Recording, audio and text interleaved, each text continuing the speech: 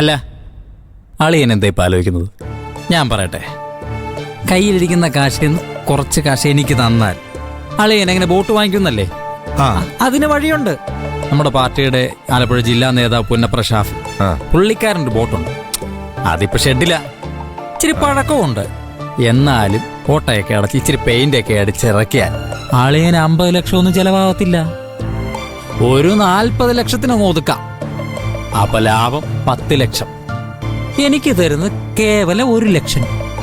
അളിയ പ്ലീസ്, ഈ ഫ്ലെക്സ് അടിക്കുന്ന കടയിലും തേപ്പ് കടയിലും ഒരുപാട് കാശ് കൊടുക്കാൻ.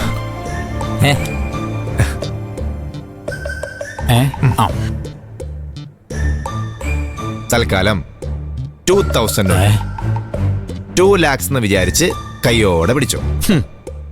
ആശ്വാസം. ഈ ആവശ്യത്തിന്റെ പാരമ്യതയിൽ നിൽക്കുമ്പോ ഇത് തന്നെ ധാരാളം. ബാക്കിയൊക്കെ അളിയന്റെ ഇഷ്ടം പോലെ അങ്ങ് ചെയ്യും. കളകളം കായലോളങ്ങൾ പാടും പുഴകൾ. എന്താ പ്രിയ, അത്യാവശ്യമായിട്ട് കാണണമെന്ന് പറഞ്ഞത്? കൈലാഷ് സാറേ, ബാലൻ സാറുമായിട്ട് എനിക്കുള്ള ബന്ധവും കടപ്പാടും ഒക്കെ ഞാൻ പറഞ്ഞിട്ടുണ്ടല്ലോ. സാറ് കല്യാണത്തിന് 2 ദിവസം മുമ്പേ എത്തണമെന്ന് പറഞ്ഞപ്പോൾ കല്യാണ ആവശ്യങ്ങൾക്കൊക്കെ ഒരു സഹായമാവട്ടെ എന്ന് കരുതി മാത്രമാണ് വിളിച്ചതെന്നാ ഞാൻ കരുതിയത്. ഇവിടെ വന്നപ്പോൾ കറങ്ങിത്തിരിഞ്ഞ് കൈലാഷ് സാറും ഇവിടെ എത്തി. പിന്നെ പാറു ഇവിടെ ഉണ്ട്. പാറുവിൻ്റെ നാട്ടിലെ പഴയ ശത്രു രുദ്രൻ ചുണ്ടൻ വെള്ളവുമായിട്ട് 1000 പറക്കെതിരെ മത്സരിക്കാൻ വന്നു. ആകാശമായിട്ട് പാറുവിൻ്റെ ശത്രു കോർത്തു. പാറുവിനൊന്നും പറ്റാതിരിക്കാൻ കൈലാഷ് സാറിനും എനിക്കും ഇവിടെ നിൽക്കേണ്ട സാഹചര്യവുമുണ്ടായി. അപ്പോ എനിക്ക് വേണ്ടിയാണോ പ്രിയൻ ചേട്ടനും കൈലാഷ് സാറും ഒക്കെ ഇവിടെ നിൽക്കുന്നത്? എന്നെ നോക്കാൻ എനിക്കറിയാം, മറ്റാരുടെ അതല്ല പാറു, ഞാൻ സിറ്റുവേഷൻ പറഞ്ഞതേ ഉള്ളൂ. ഇപ്പൊ ചാരു ആയാലും ആകാശായാലും എല്ലാരും നമ്മുടെ അടുത്ത ആളുകളായി മാറി.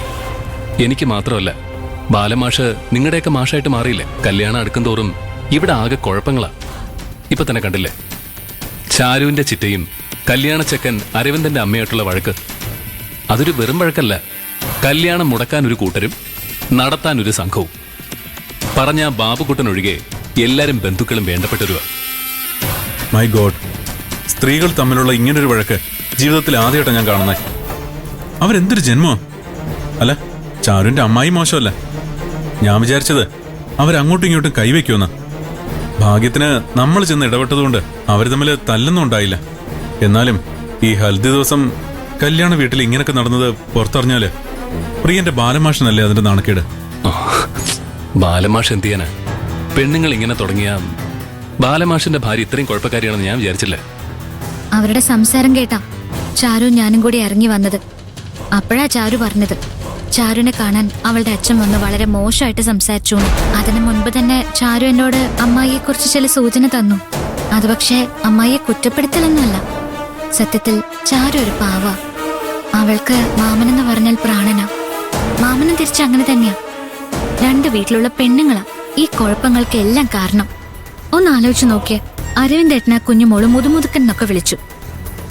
ചാരുവുമായി വെച്ച് നോക്കിയ അയാൾക്ക് ഇത്തിരി പ്രായക്കൂടുതൽ തോന്നും. പക്ഷെ അരവിന്ദേട്ടന് ചാരുവിനെ പോലൊരു ഭാര്യയെ ഈ ജീവിതത്തിൽ വേറെ കിട്ടുമോ? ഒന്നാമത് ജോലിയും സ്വന്തമായൊരു വരുമാനവും ഇല്ല. എങ്ങനെയെങ്കിലും കല്യാണം നടന്ന് മോന്റെ ജീവിതം രക്ഷപ്പെടണമെന്നല്ലേ സാധാരണ അമ്മമാരെ വിചാരിക്കേണ്ടത്. ഇതിപ്പോ കല്യാണം മുടങ്ങിയാലും അമ്മയ്ക്കൊന്നുമില്ലെന്ന മട്ടില്ല ചാരുന്റെ അമ്മായിയുടെ സംസാരം. കല്യാണിയുടെ അമ്മ അതിലും കേമം. പിന്നെ ശാന്തപ്പ മുതലാളി, അയാള് നമ്മുടെ കരുണാകരൻ സാറിനെക്കാളും വിഷം. കരുണാകരൻ സാറിന് പിന്നെ മറ്റുള്ളവരുടെ മുൻപിൽ നന്നായിട്ട് പെരുമാറാനെങ്കിലും അറിയാം. ഇയാൾക്കോ അവർക്കെങ്ങനെയെങ്കിലും ചാരുവിനെ ബാബുക്കുട്ടിനെ കൊണ്ട് കെട്ടിക്കണം. അതിനുവേണ്ടിയാ ഈ വഴക്കും വെല്ലുവിളിയും ഒക്കെ. അല്ല പ്രിയൻ ചേട്ടാ, നമ്മൾ ഇതിനിടയ്ക്ക് എന്ത് ചെയ്യാനാ? നമ്മൾ പുറത്തുനിന്ന് വന്നവരല്ലേ. ചാരുവിന്റെ കല്യാണം നന്നായിട്ട് നടക്കണമെന്നുണ്ട്. നമുക്ക് എന്ത് ചെയ്യാൻ പറ്റും? പറ്റണം. നമ്മൾ ഏതായാലും വന്നു, ഇവരെയൊക്കെ പരിചയപ്പെടുകയും അടുക്കുകയും ചെയ്തു. ആകാശാണെങ്കിൽ നമ്മളൊക്കെ കൂടെ കാണുമെന്നുള്ള വിശ്വാസത്തിലുവാ. ഇങ്ങനൊരു ആപത്ത് സമയമാകുമ്പോൾ നമ്മളൊക്കെ കൂടെ നിൽക്കണ്ടേ കൈലാഷ് സാറേ? അതല്ലേ എൻ്റെ മര്യാദ. നിൽക്കണമല്ലോ, അത് നമ്മുടെ കടമയല്ലേ. അതിനിടയ്ക്ക ആ രുദ്രന്റെ വരവ്. ഞാനെന്ന് വിചാരിച്ചത് രുദ്രന്റെ ഗുണ്ടകളെ ചാരുവിനെ കൊണ്ടുപോയി കഷ്ടപ്പെടുത്തുകയും ചെയ്തു. എത്ര ബുദ്ധിമുട്ടിയാ ചാരുവിനെ രക്ഷപ്പെടുത്തിയത്. ഒരു കാര്യം ഉറപ്പാ, ചാരുവും അരവിന്ദേട്ടനും തമ്മിൽ കല്യാണം കഴിക്കുന്നത് ചാരുവിന്റെ അച്ഛനും ചാരുവിന്റെ രണ്ടാനമ്മയ്ക്കും ഇഷ്ടമല്ല. ചാരുവിന്റെ രണ്ടാനമ്മയുടെ ബന്ധുവാണല്ലോ ഈ ബാബുക്കുട്ടൻ. അവനാണെങ്കിൽ ഒരു വൃത്തികെട്ടവനും. അവൻ ശരിക്കും പണം ഇറക്കി കളിക്കുക. ഈ സമയത്ത് അവളുടെ കൂടെ നിൽക്കണം കൈലാഷ് സർ. സാറ് പറഞ്ഞല്ലോ നിൽക്കാന്ന്. പക്ഷെ ഇക്കാര്യത്തിൽ എന്ത് സംഭവിച്ചാലും ഏറ്റവും കൂടുതൽ സഹായിക്കാൻ പറ്റുന്നത് പാറുവിന്. പാറു ഫുൾ ടൈം ചാരുവിനൊപ്പം കാണണം. അതുകൊണ്ട് 2 ഗുണമുണ്ട്. പാറുവിന് രുദ്രനിൽ നിന്ന് ഒരു രക്ഷയുണ്ടാവും. ചാരുവിന് എന്ത് ആപത്തുണ്ടായാലും ഞങ്ങളെ അറിയിക്കുകയും ചെയ്യാം. ഞാനും കൈലാഷ് സാറും ആകാശിനൊപ്പം നിന്നോളാം. ഏതായാലും ഈ കല്യാണം വരെ അത് നല്ല രീതിയിൽ നടക്കാൻ നമ്മുടേതായിട്ട് എന്തൊക്കെ ചെയ്യാമോ അതൊക്കെ ചെയ്യണം. അത് ബാലൻ മാഷിനുള്ള എന്റെ ഗുരുദക്ഷിണയായിട്ട് കൂട്ടിയാൽ മതി. എന്താ കൈലാഷ് സാറേ? അതിനെന്താ, ഞാൻ കൂടെയുണ്ട്. ഹൽദി തുടങ്ങാൻ പോകുന്നതേ ഉള്ളൂ. ആ ബാബുക്കുട്ടൻ ഹൽദിയുടെ വേഷമിട്ടാ വന്നിരിക്കുന്നത്. ആ വരവ് വേറൊരു കാഴ്ചക്കാരനാവാനല്ല. ഇനിയും പ്രശ്നങ്ങൾ ഉണ്ടാവുന്ന തീർച്ചയാ. നമുക്കാണെങ്കിൽ ഇടപെടുന്നതിനൊക്കെ ഒരു പരിമിതിയുണ്ട്. അതെ, പരിമിതിയൊക്കെ ഉണ്ട്. പക്ഷെ നിന്നേ പറ്റൂ. ഞാൻ ബാലമാഷിന് അങ്ങനെ ഒരു ഉറപ്പും കൊടുത്തു, എന്തുണ്ടായാലും കൂടെ കാണുമെന്ന്. അതിനിടയ്ക്ക് പാറുവിന്റെ ആ രുദ്രനെ നോക്കുക വേണം. രുദ്രനും കൊള്ളാം, ബാബുക്കുട്ടനും കൊള്ളാം. 2 ജഗജില്ലികളും.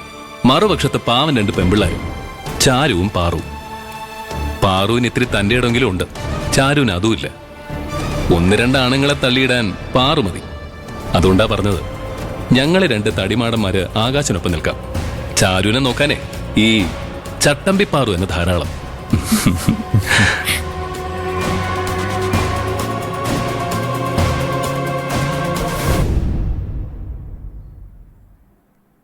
എടാ നീ എവിടാ?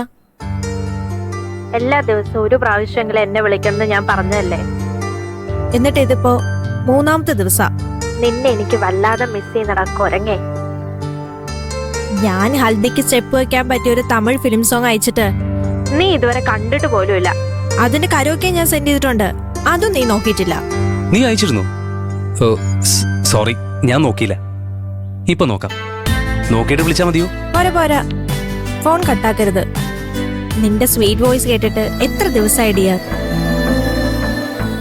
ഒരു സമാധാനം കിട്ടുന്നില്ല. എക്സാം പോലും ശരിക്കും എഴുതാനേ പറ്റിയില്ല. മമ്മയ്ക്ക് സുഖമില്ലാത്തതിന്റെ ടെൻഷൻ ഒരു സൈഡില്. ഹൽദിക്ക് അവിടെ വന്ന് അടിച്ചു പൊളിക്കണം എന്നൊക്കെ വിചാരിച്ചിരുന്നതാ. ഹൽദിക്കൊക്കെ ഇടാൻ പറ്റിയ ഡ്രസ്സാ ഞാനൊന്ന് കൊണ്ടുവന്നത്. ചാരു നല്ല സ്റ്റൈലിനായിട്ടാ ബാംഗ്ലൂരിൽ നിന്ന് വാങ്ങിച്ചാ. അല്ല, ഇന്നലെ ഹൽദി നൈറ്റ്.